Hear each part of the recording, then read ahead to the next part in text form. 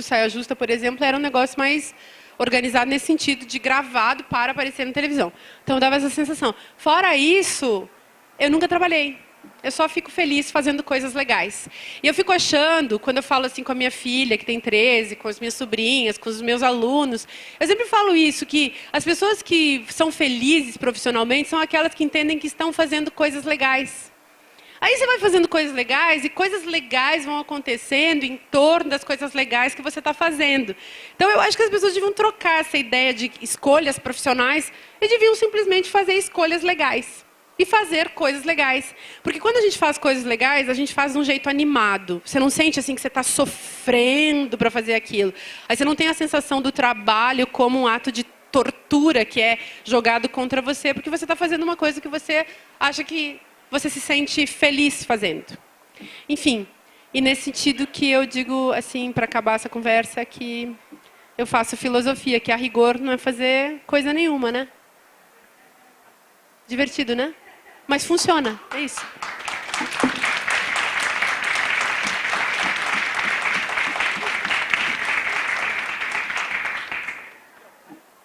Bom, eu faço agora uma difícil tarefa de pelo menos empatar com esse negócio, esperar vai ser complicado. Só lembrando a mecânica exatamente. A gente tem mais 15 minutos falando, depois a gente abre para perguntas de vocês, fiquem à vontade para jogar ó. Não vai acontecer. Boa tarde. Obrigado por terem aparecido aqui, no meio dessa bagunça. O que eu queria era contar uma história para vocês. E a história é o seguinte: há uns 5, 6 anos atrás, acho que menos, uns 4 anos atrás, começou a ter uma coisa muito estranha nas rodovias dos desertos que cortam o meio oeste americano. Ali entre as montanhas rochosas e as plantações de milho, tem uma região muito deserta nos Estados Unidos, toda cheia de areia, e as estradas de asfalto passavam nessa região. E os carros começaram a derrapar nessas estradas e ter uns acidentes seríssimos nessas estradas. E daí isso criou uma coisa, ninguém sabia, o sujeito vinha sozinho na estrada, de repente rodopiava, batia, morria e ninguém sabia o que acontecia. Daí eles resolveram pesquisar o que estava acontecendo, envolveram algumas universidades do local para ver o que estava acontecendo naquelas estradas.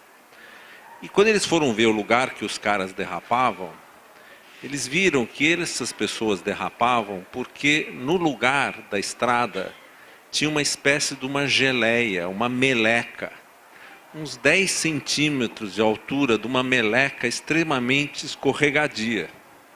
E os carros vinham, entravam nessa meleca, escorregavam, capotavam, etc.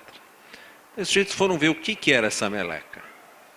Daí eles descobriram que essa meleca, na verdade, era uma imensa maçaroca de grilos.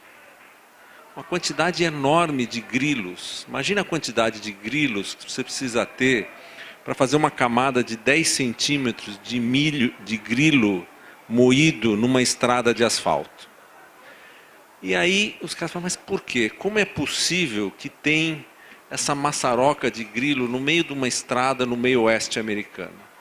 Chamaram os biólogos, os sujeitos foram lá e descobriram que o que estava acontecendo era o seguinte fenômeno.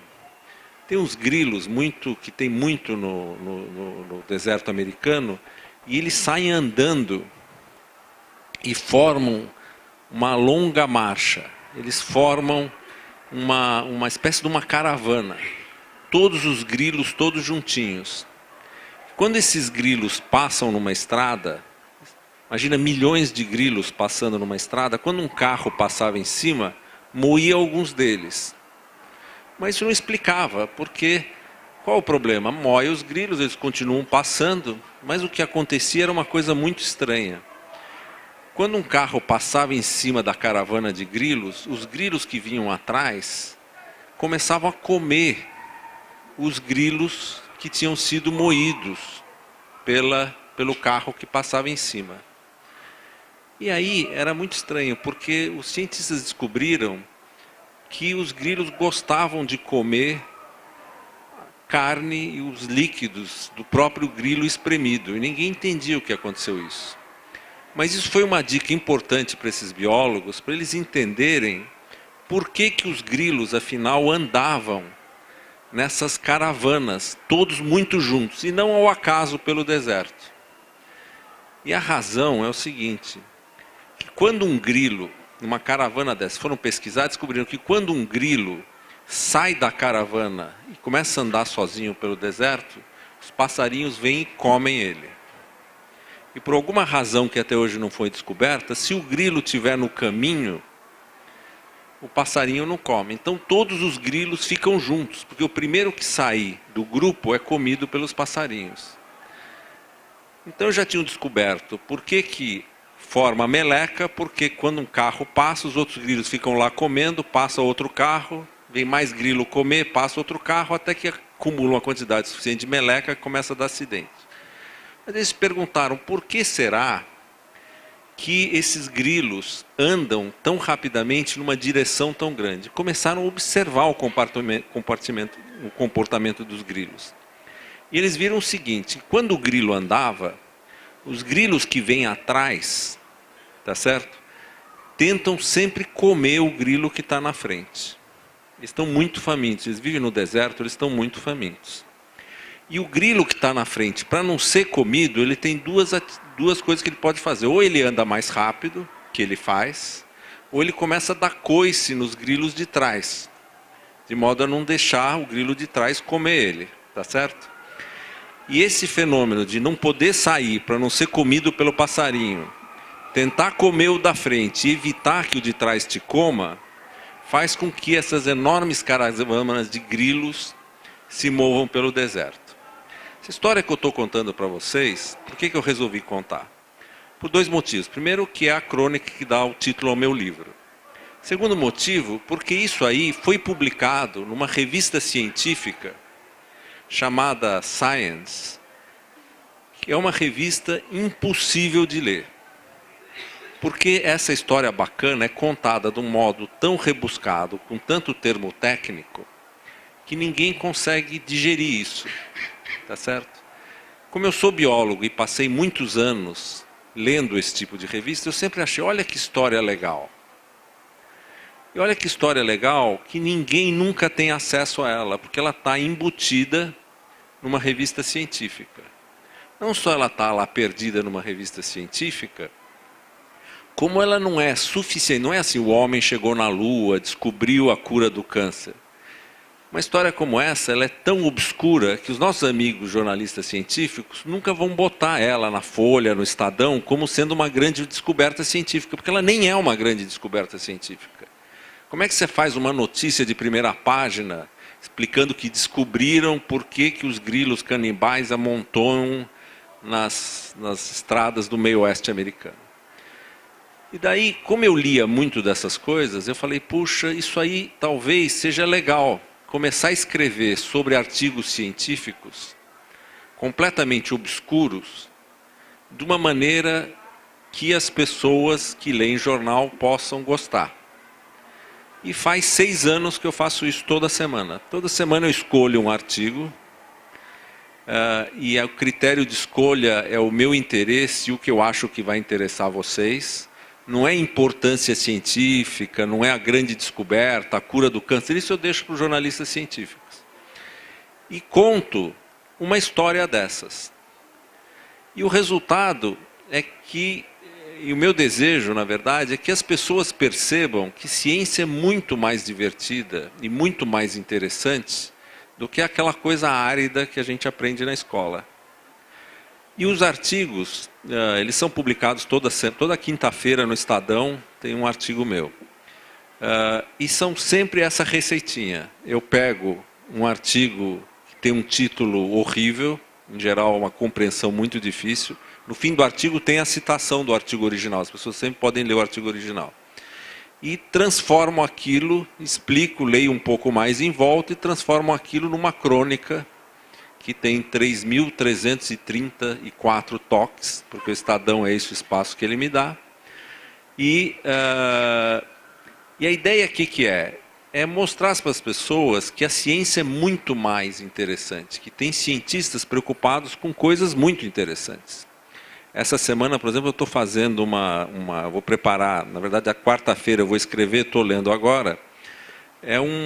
Eles descobriram que uma grama, para lançar o pólen, ela construiu uma espécie de cadeira ejetora, igual de jatos, que joga um negócio para cima, de modo que o pólen entre na corrente do vento.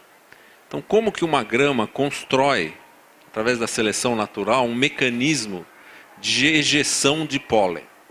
Então é isso que eu vou escrever essa semana.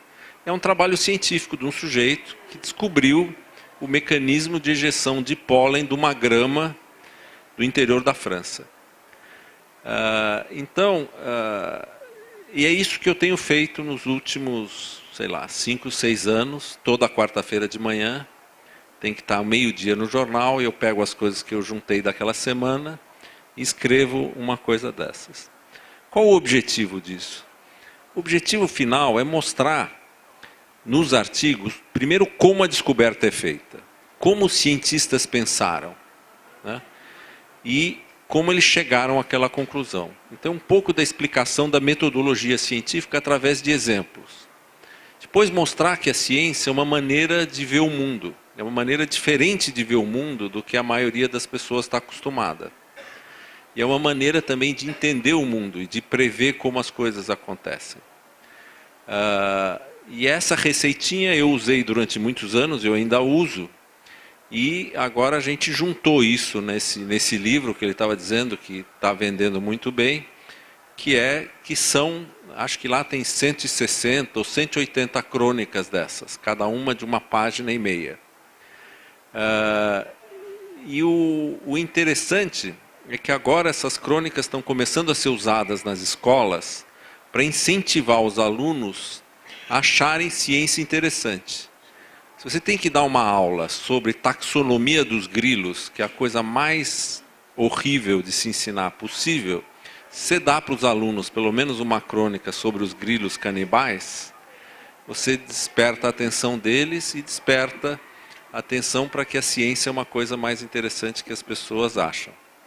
Então, como o tema daqui era o mundo existe, como é que é? O mundo existe, ou existe um mundo que a gente não sabe que existe? Como é que é o tema? O mundo existe, só que às vezes a gente não sabe. Então, o mundo existe, só que a gente não sabe. A ciência é isso.